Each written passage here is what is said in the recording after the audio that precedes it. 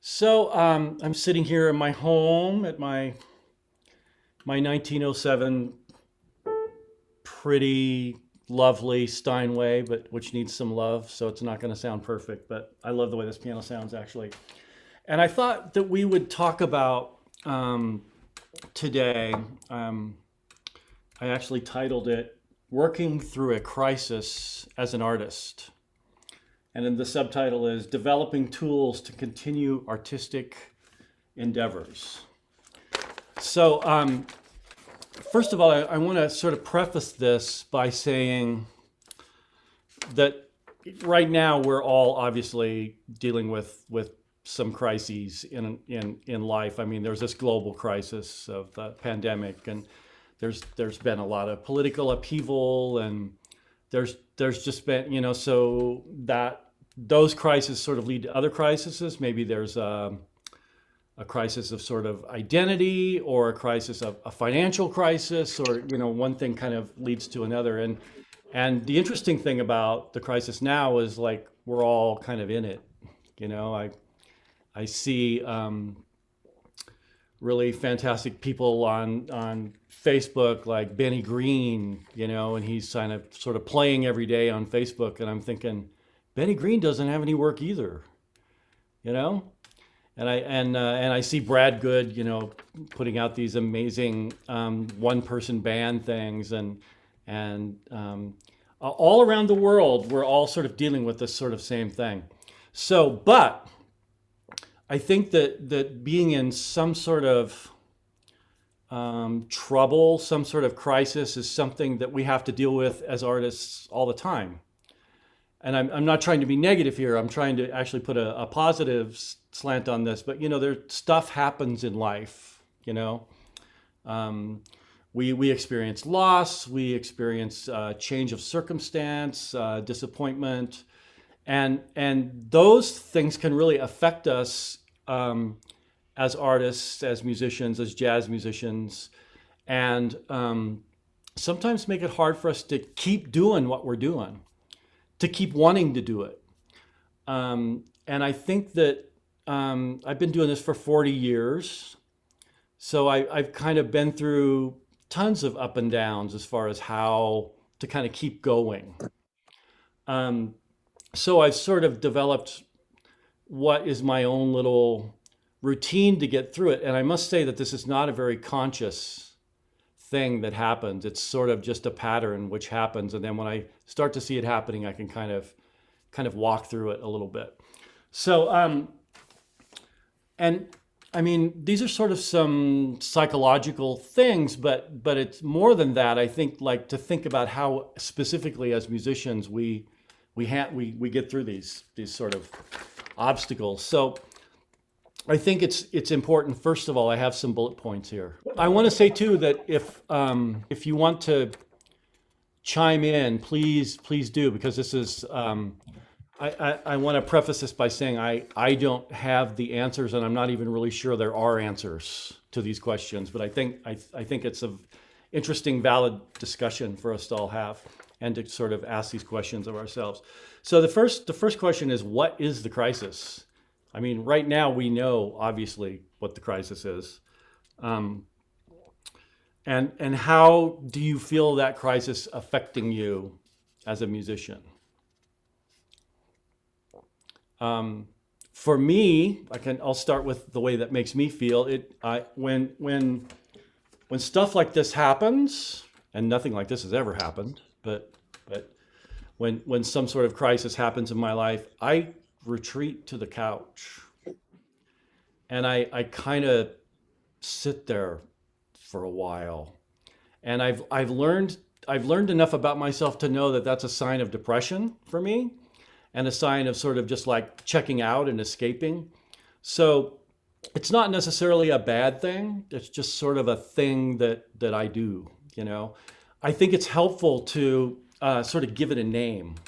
Sort of like the Jeff couch retreat or something, and then I sort of know what to do next, and I don't sort of get lost into the way I feel about it. Have you guys had something that, like, a a behavior that's kind of come up that you kind of recognize, that this crisis is sort of irritating or bringing to the fore? I tend to just get into like definitely kind of a retreat pose, and a lot of silence usually is involved, which seems to, I mean, and just kind of observe the thoughts running and try to let them go. Some days are better than others, but Exactly. As I've said a couple times today, my sweetie Terry Jo just had major surgery, and so people are concerned about her and asking me how she's doing. I say, well, she's doing well, but it's not a straight line. Healing is not a straight line, and I think that sort of getting through the muck of the world as an artist is not a straight line either. We have good days and we have bad days, and I think we have to kind of allow ourselves to have those shitty days. We might have shitty months, might have a shitty year, hopefully not. But, when I look at like somebody like Vincent van Gogh, I mean, his maladies and unhappiness are well documented. And the interesting thing I think that's come about his work is that he produced his best work, when he was actually in a really good place.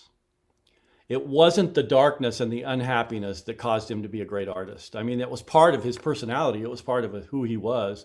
But it was when he was going through bright and happy times that he was really like putting out the paintings and doing amazing work and moving forward as an artist. So I think it's important not to sort of get him into like, this will make me better as an artist sort of feeling, Well, maybe it will in some way, but this my second point here is what's your reaction to, and it's really very connected with the first point. What's your reaction to it, and can you put a name to that? And so this is probably an emotional response. I mean, are you angry? Does it make you feel sadness or apathy, like wanting to sort of check out, or are you like, do you feel really motivated? Different people react differently to different kinds of stresses. So, and then evaluate your desire to respond. So I think this comes as a part of trying not to judge ourselves. So evaluate your desire to respond. Do you feel like you want to take action? Do you feel like you want to rest? Do you want to zone out? Do you want to throw yourself into your work? You want to practice more? You want to, learn all of the Bach two-part inventions, or do you want to like maybe take a break from playing? And I don't think that any action or reaction is necessarily bad in the short term. I think there's times to take a break away from things, if that's kind of where you're at, and what you're feeling like you're needed, what you're feeling like you're needing to do. These are all really, really related, and kind of each one kind of comes out of the next one. What are you? Number 4 is like, what are you feeling, and what actions affect your feelings. So this is part of kind of maybe starting to recognize that there's darkness, and that there might be things that you can do or you can become involved in, which might help those feelings if the feelings are negative. And I want to say too that, not everybody has had super negative experiences around this pandemic, and there's no judgment there. I just think that's true. My son Ellington is 20, and it's been kind of okay for him. He's kind of a homebody. He kind of likes to not go out of his house. He's been able to work from home and do stuff, and there's not a lot of pressure, and he's kind of been okay. Like, I call him and say, how are you doing? He's like, his voice is actually pretty happy when I talk to him. It always surprises me, I'm thinking I'm calling him up to cheer him up, and he ends up kind of cheering me up. Actually, it kind of works that way. But so what makes those negative emotions feel better? And this is an interesting question, I think, too. Is that thing the same as when you're not in crisis, or is it different now that we're in crisis? It might be different. It might be like latching on to something new is what's going to get you through the crisis. Or it might be that recognizing that this is what I did before the crisis that helped me feel better and help me like get back to work. And as as musicians, as artists, there's an element of work in what we do, right? That it's not always fun.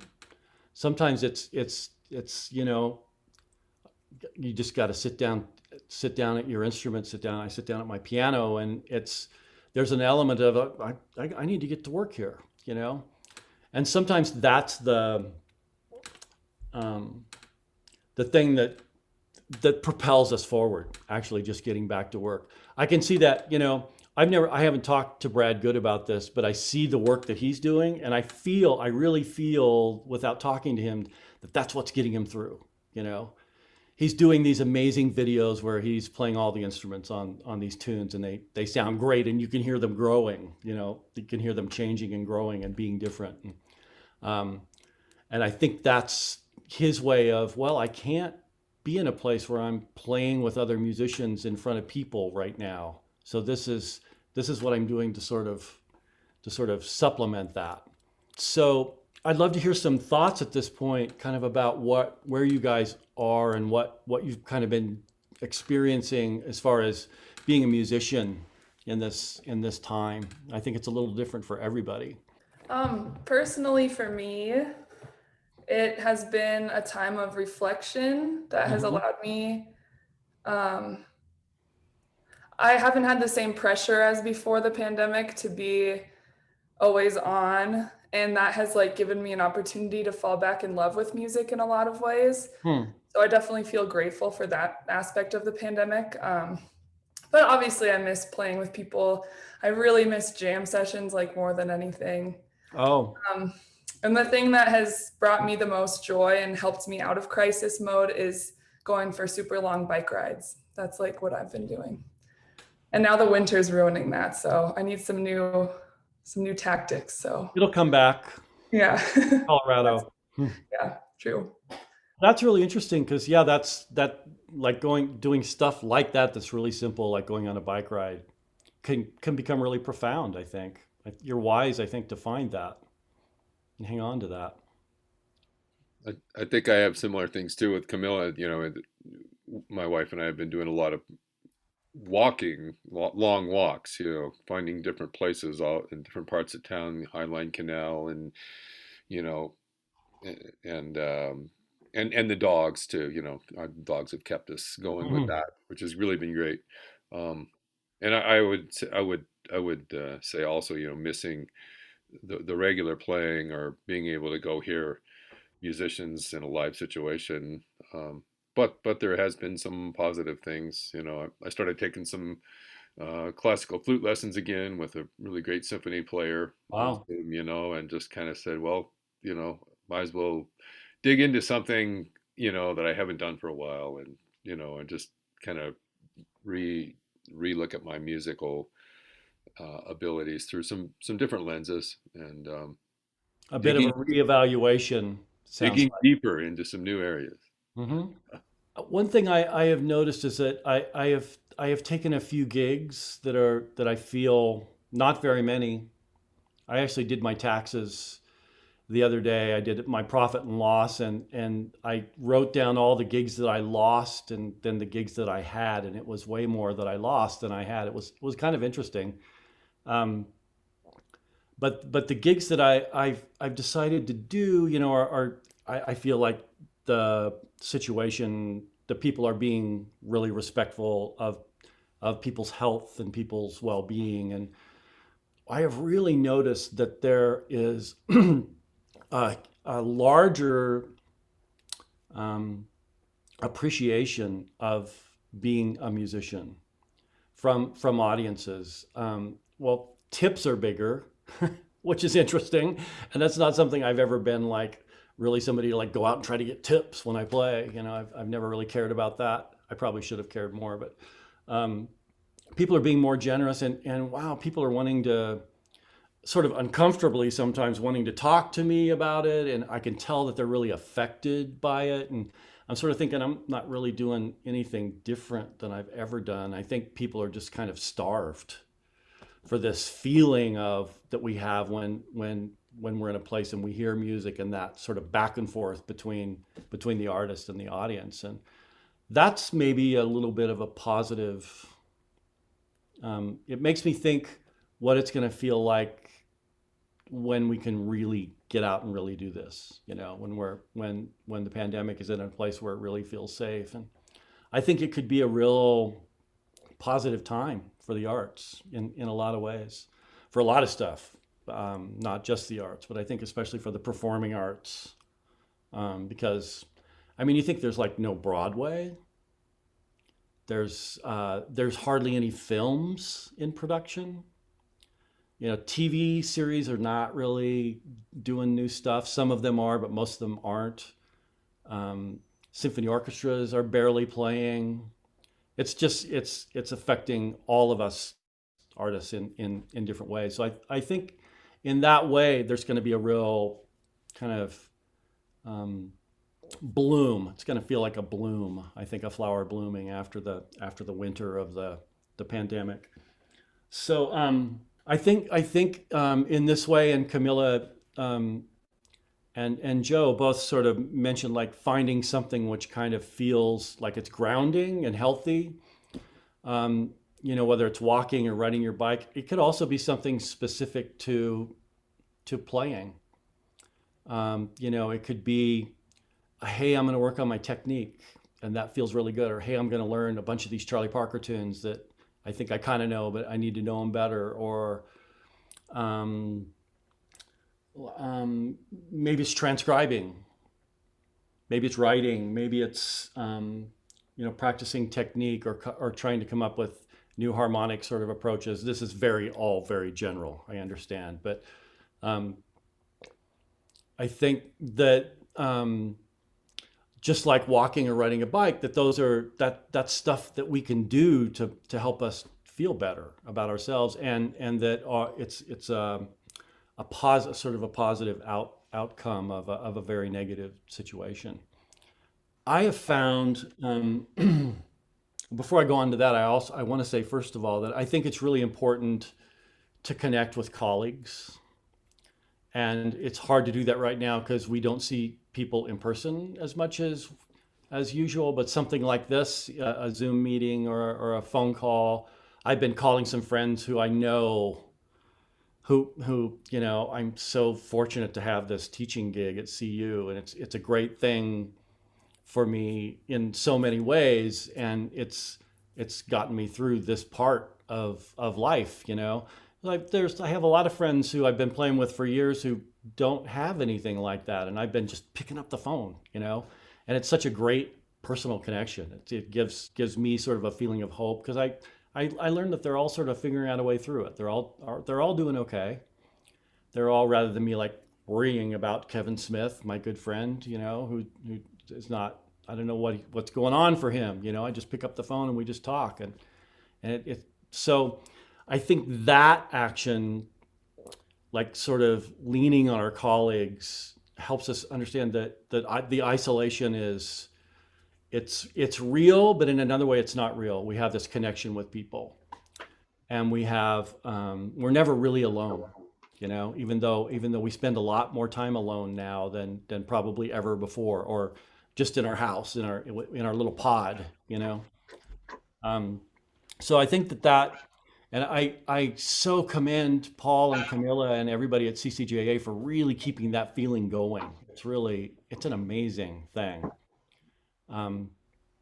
So I can, you know, the fact that you're here, I think is really a positive, great thing. Hey, it's Colin. How's it been for you to come back to Colorado right now? That's what I wanted to say. You know, one thing that's been really crazy for me, like especially like the last 10, 12 years, I've been on the road constantly. Like I have Right. not really lived in one place.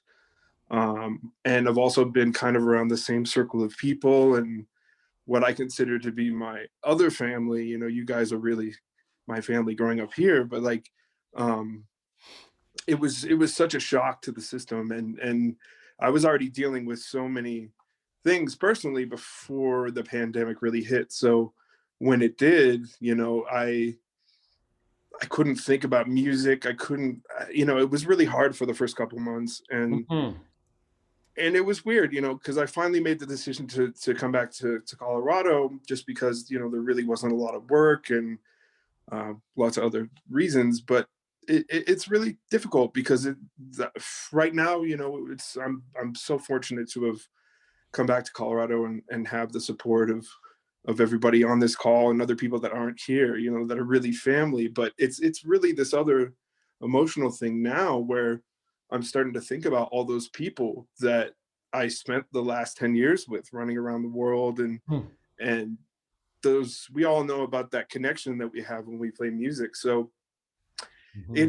it started out being a really difficult thing. And I would try to, like, as you guys were saying, try to reach out and contact people and to be in touch. And it's interesting how there's been sort of these peaks and valleys with communication, you know, like at first I really felt connected and really was getting in touch with a lot of people and I felt like I was really getting somewhere finally. And then there was this drop, and I think it was around the time that, you know, George Floyd was killed and Mm-hmm. all that stuff, especially being in Brooklyn when that happened, you know, with the looting and just everything that was going on. I think, you know, I'd never seen anything like that in my life. You know, I like outside of my apartment, there was a police van on fire, you know, there were people just breaking. I mean, it was so, I guess the point I'm trying to make is that, you know, and I think I've talked to Paul and Camila about this is like, you know, every day and Joe, you know, every day, rather than pushing myself to do these certain things or try to feel a certain way, it's just sort of surrendering to the time and accepting that things are the way they are. And rather than me trying to remember and trying to get back to whatever it was I was getting back to, it's not really like that for me anymore. It's really trying to forget about a lot of the things I was focusing on and putting a lot of effort into that I realize now weren't so important and necessary.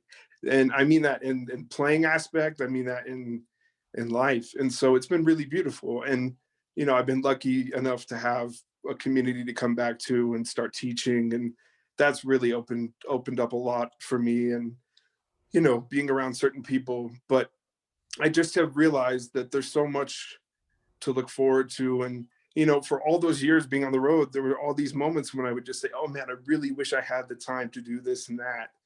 And rather than sort of feeling guilty about getting around to that, I've realized that, you know, like Camila said, falling in love with music again, you know, that's really happened to me. And like, I'm noticing that the more I sort of surrender in that way and sort of invite music to come back in, however it's going to come back in, I'm now realizing that I am working on all those things that I've been talking about for years that I wanted to work on. So it's just been happening naturally. And I think that's because I'm trying to keep my heart open and you know, I get really bogged down, especially, man, look at what's been going on the last few days in this country. And um but just remaining open and trying to stay optimistic and keep that line of communication open to whomever, and just telling the people you love that you love them, and you know, just trying to be the best human being you can be, you know. So that's kind of where I am. But this is great to be a part of, and thanks for letting me say something. So Yeah, thank you. It's great to get that perspective from you. yeah, well, thanks. Well, does anyone else have anything to say right now? I don't want to overlook anybody's thoughts. Man, um, this the whole connection thing is just just taking that time to reach out to somebody and, you know, like, or talk to somebody.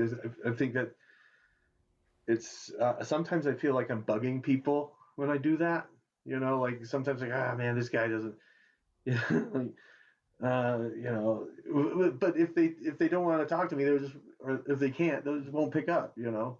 So I kind of gave up on that, and I just try to get in touch with people I really care about, and just feel that same thing that you feel when you play together, you know, because when I play with people, I really care about them. I really care about how the music sounds and how it feels, and that everybody is feeling good, you know. I guess kind of, I guess drummers do that. Not all of them.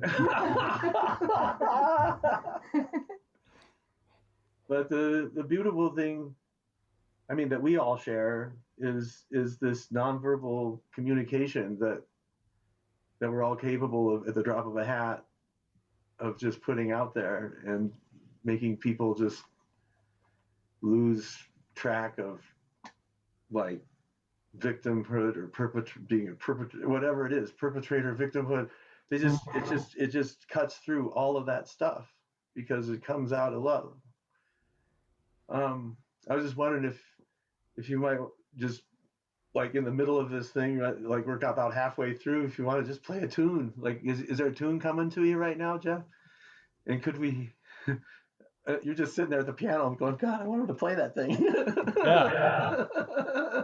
I'd be happy to, and I was about to transition, which is probably could likely lead that direction for sure. Hi, Annie. So I had talked a little earlier about playing at Nocturne last night, and I know you played earlier in the week as well. How was that experience for you? It was amazing. Like, it was truly amazing. I played on Wednesday night with Brian Claxton and Seth Lewis, and it was just so swinging and so soulful. And then I played on Friday night with my trio. And yeah, like, kind of what you were saying, I heard a little bit that you said, you know, it seems like people are super appreciative of, like, just more awareness of, like, I'm here seeing live music, because they're, like, you know, people coming out are really intentional about wanting to be out and being around live music. So yeah, you feel that love, and you feel the energy from the audience. And there was this moment, I think it was on the Wednesday gig when I was playing with Brian Claxton. It got loud. Like, we got loud as a trio, and kind of the audience, even though they're at, you know, minimal capacity, they kind of got loud. And I was like, I have not felt that, where, like, the audience is kind of buzzing, and then you're playing and you're kind of, you know, trying to, like, tune your hearing into, like, you know, listening to the drums and listening to the cymbals and finding the bass and finding your sound over that audience sound. And it was cool, because I think that used to be something that would frustrate me in the past. Like, if it was a busy, you know, Friday, Saturday night, sometimes I would get like, oh, people aren't listening, you know, but I realized how much I actually miss that it's actually positive energy, that people are, you know, they're fueled by our energy, and they're kind of giving it back. So it was cool. It feels so good to be playing. It's that thing where I think that there's a certain burnout of people watching stuff that's live streamed, and I think that's the part that people miss, audiences miss, you know, because it's not, you don't feel that over the internet. Even though the live streams are great, but, you know, I think that that's the part of it that people, you know, feel disappointed in. Like, you don't, like, get dressed up and go out and order dinner and hang out and get your favorite drink and say hi to a, you know, somebody you haven't seen in a while. It's a whole social experience, and jazz historically it's been there, you know. Yeah. Well, hey, Mark Patterson, are you on the scene, man? How's been being a trombone player in New York the past year? Non-existent, except at home. And have you felt motivated to sort of keep playing? Oh yeah, but just can't go anywhere and play. Right. Well, it's great to see you, man. I thought I would transition a little bit here, and just tell you what I do. And this is, like, not something that I've planned or not something that I've, like, created, but it's something that I've noticed that I do. And I think it's actually kind of kind of healthy. So when I find myself sort of in this place of feeling a little bit down or depressed or not wanting to work or not wanting to play, when this starts to happen, I go, oh, I kind of welcome it, and I go, oh, here's this thing. This is a cool thing. So for me, the way out of the darkness has always been composing. I'm not sure why. It's not playing. I mean, I like to play. Playing feels good. I like to play. You know, there's a certain kind of energy that I get when I play, which is good. You know, gets the energy up and going. But the way for me to really get through the times that feel hard has always been composing. And so I thought I would sort of walk through what that's like for me, for what it's worth, because I love to hear other people's processes. That's the best part of being a teacher, actually, is noticing how other people learn. I mean, I think I learn more than my students in those moments where I go, oh, that's how they're figuring that out. That's so cool. And I love that. So I wrote this down so I wouldn't forget. So the first thing I do is I try to give it time. I try not to force myself to go to the piano or to think about music. And I try not to deny the feelings that I'm having, which is tricky because we don't want to sort of get lost in the darkness. But I think if you don't at least go, oh, this is the way I'm feeling, it doesn't go away. I was in therapy for 10 years. I know this. So, and I try not to judge how I'm feeling or what I'm doing compared to the way what other people are doing. You know, when I see my friends, I feel like they're being much more productive than I am through this time. I can really beat myself up over that, and that's just makes me do less. So trying to get out of self-judgment. And then I try to be quiet and listen. And what I've noticed about me and what I've noticed about myself is if I take time, if I go sit at the piano and if I just be quiet and just sort of listen and sort of anticipate that something's going to happen, there's always some music there. There's always something that reveals itself. I mean, it might be a note, it might be a chord, it might be a 4-note melody. And then I try to just let my hands go where they want to go, specifically on the piano. But that's really letting my ears go, and my imagination go. The hands are just sort of, the tool. And then I try to get in the sandbox a little bit with whatever that thing is. That's a Ken Walker phrase. Get in the sandbox, and just kind of try to be playful, and try to see where it wants to take me. I love what Paul McKee says when he's writing a big band chart and he gets to a place where he feels stuck. He asks himself, "What would the audience want to hear right here?" I love that. So then sooner than later, I try to write something down. And for me, that process is always pencil and paper, just because that's kind of it for me physically. I mean, there's paper here and there's the piano here, and that just all feels really good to me. So I try to write something down, and then I try to trust what that is. And usually, when I start writing something down, I hate it. Usually I think it's lame or too simple or stupid or, I have all kinds of adjectives. But even if I don't like it, I've learned to trust it and to write it down, whatever it is. And then I try to step back from it, and since being a composer is really a lot more about what you do with ideas than what the ideas are or where the ideas come from, I try to step back and just use my skill set and my ears and my intellect, which is sort of the other side of being a musician, to make it into something. And that's really the work, And once I get to I know enough about myself. Once I get to that point, I'm in a lot better place because now I'm engaged in something which feels bigger than me and important and something that actually really feeds me as a person. And it feels like I'm connecting with the world in some way. So if I'm really lucky, I'll get a tune out of this. And sometimes I do. Sometimes I get a tune I love, and sometimes I get a tune and I kind of go, huh, you know? But I try not to judge that because, I mean, there's so many stories about how many tunes Stevie Wonder writes for a record to get 10 tunes on a record.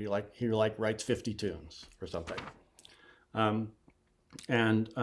We don't all have to be Mozart and get it right the first time.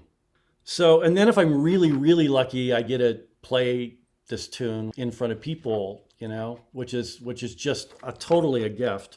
And it's like the cycle then kind of feels complete. What I've noticed through my 40 years of doing this is that the tunes that sort of come out of this cycle, this sort of process, they sort of land, they sort of stick, and I keep playing them, and I notice that people like them. Even if I don't tell them the story, they sort of sense that there's something behind the music that is sort of not bigger than the music, but you know, it kind of sticks to the music in a way which feels sort of profound. And so I also want to say that this doesn't necessarily have to be out of sadness and darkness. Like recently I wrote that little tune called Good Trouble that we played together. And that's just a happy little tune, you know, that came out of something that was kind of sad, but kind of ultimately celebratory. And so over the years, like I've just printed out some of these tunes that I've written.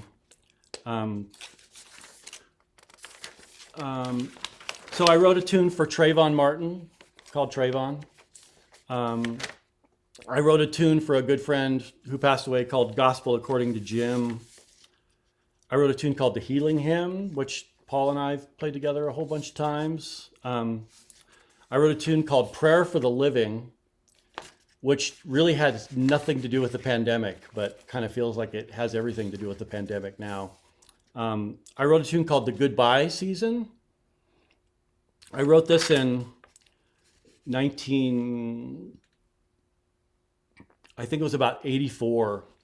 It's when I was in New York and there were so many people infected with AIDS. And I was working in theater a lot, and I knew a lot of people who were really sick.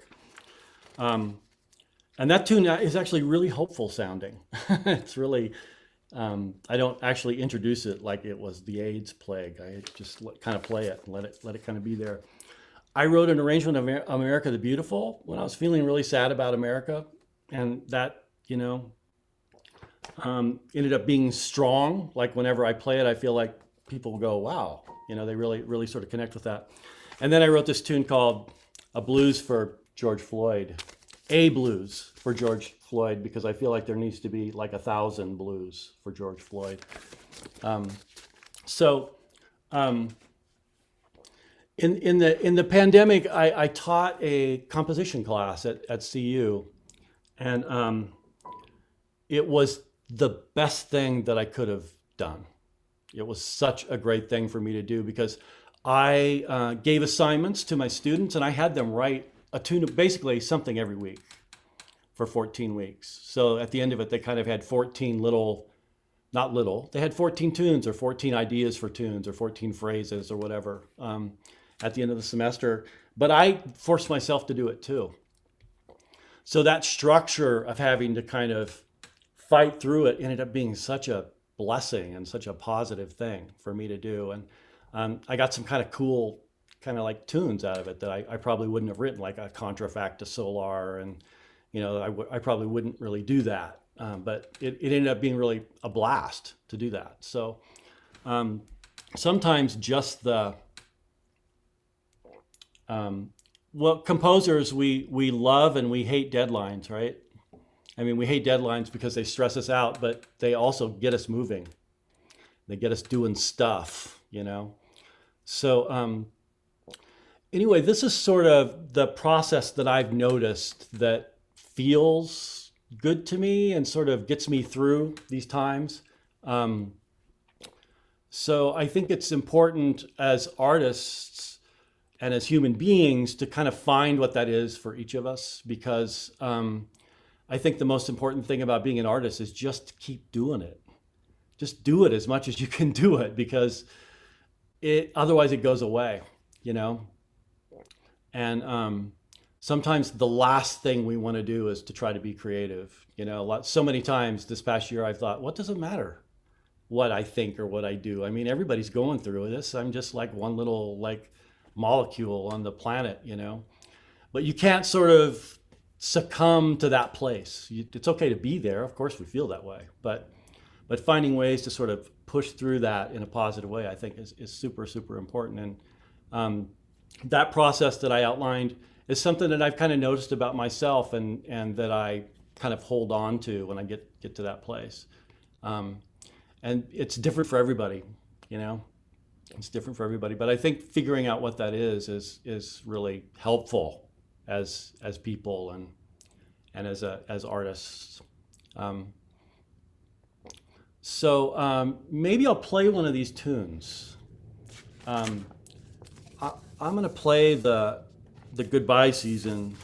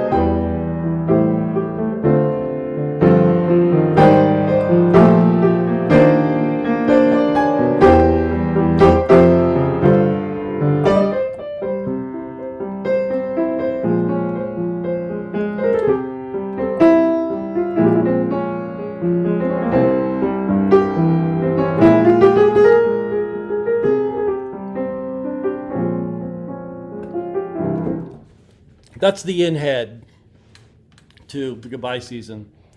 So it's interesting for me to play it because the way I think about it now is different than when I wrote it, actually. But it still sort of conjures up some sort of strong emotions. I'm always drawn to that, personally. You know, the music I love, you know, Coltrane's work, you know, kind of Crescent and The Love Supreme. It's just like, it means everything to me. And, you know, Bill Evans and Keith, and that's just the kind of stuff that, Keith Jarrett, that's the kind of stuff that I'm drawn to. It's what has meaning to me. So that's the kind of stuff I try to write. So I just appreciate all of you guys so much, and you know, just trying to stay positive and keep moving forward through all this, I think is so important. And you know, I think on a bigger level, that's kind of our job as artists in the world. I think to kind of that's what the politicians can't do. You know, I think that being an artist and being a politician is actually we're opposites. What we do can really change the world in ways that no one can really explain. I believe that. The best part is you don't need words. Right. You can just feel it right here. Yeah, right. Exactly. Yeah.